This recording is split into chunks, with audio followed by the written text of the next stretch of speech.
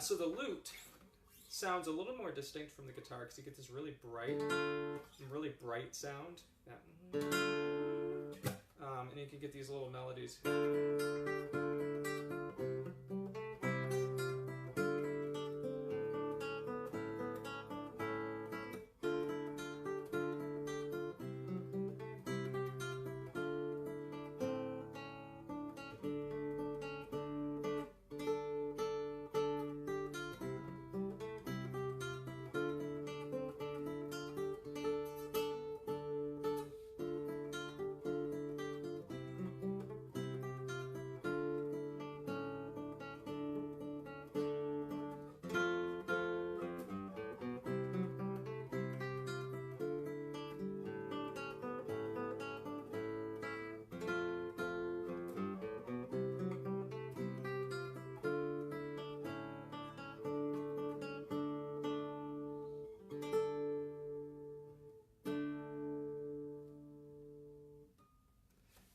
So that's a little piece called "Dance of the Washerwoman," which I'll analyze more of it here in part 2.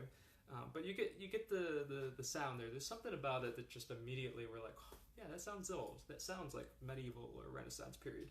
And it's kind of because they're using different scales than we're used to. A scale is where we take, we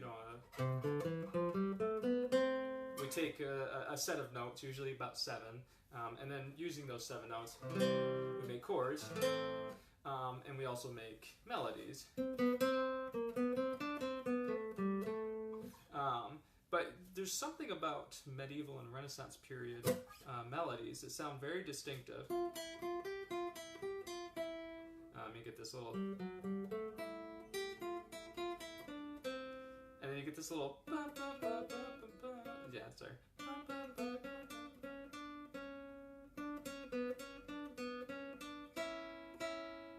You get that weird change. So C natural, bum, bum, bum, bum, but it's going to turn into C sharp here in a second.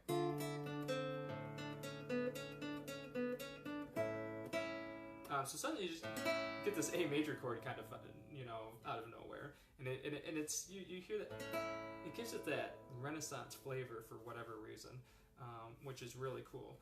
Normally everything we've been hearing up to this point is in kind of D minor. And suddenly we get A major. You hear how that just like that instantly gives you the Renaissance sound.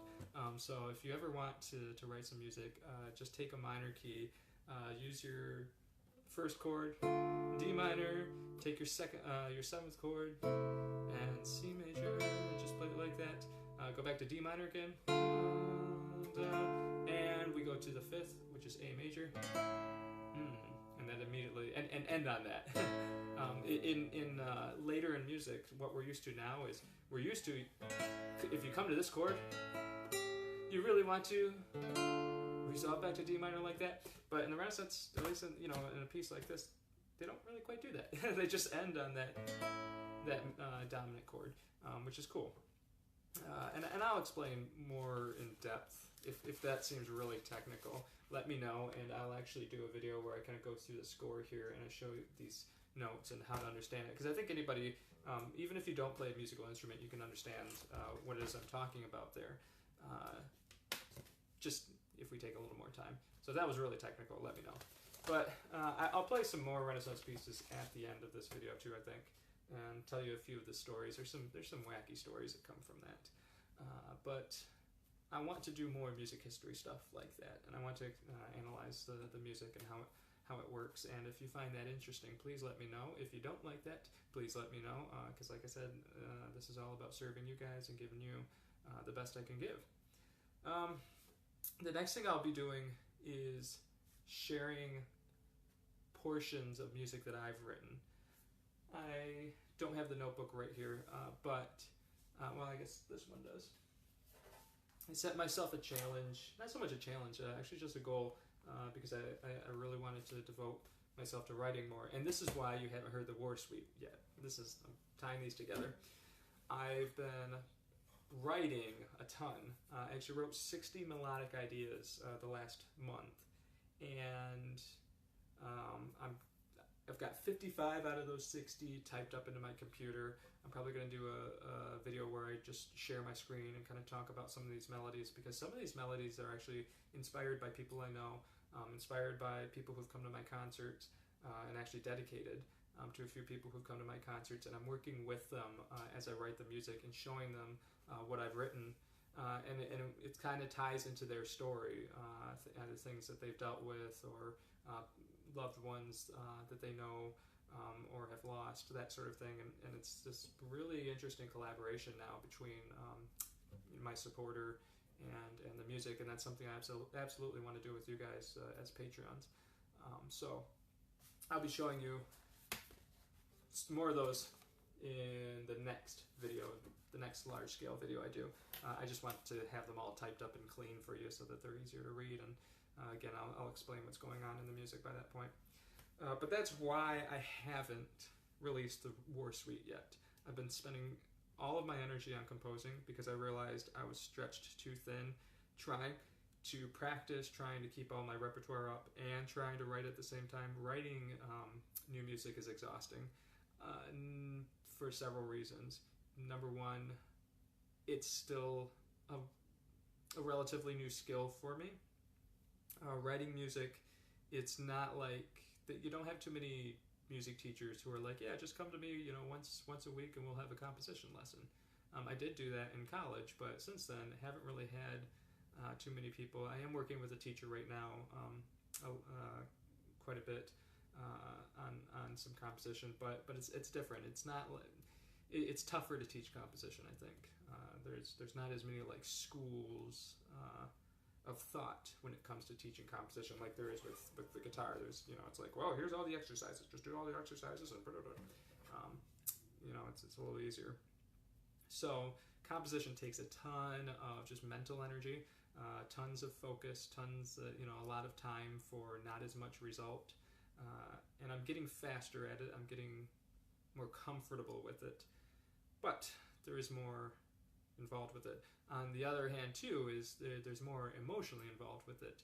Sometimes you're just not feeling the inspiration, and I'm learning you got to push through that, and you got to get something on paper, because when you get something on paper, then you have something to work with, and when you come back and you do have the inspiration, you do have the emotions that just feel like they're boiling up and welling out of you and just spilling out.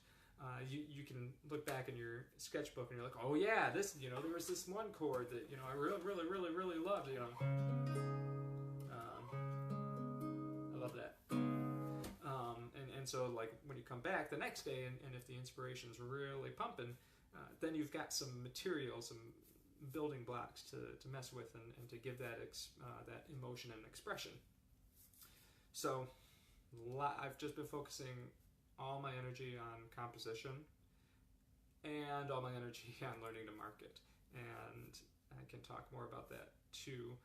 I thought it might be interesting to talk about my marketing strategy with you guys, if that's something of interest. If that sounds absolutely boring, let me know, but I would love to do that.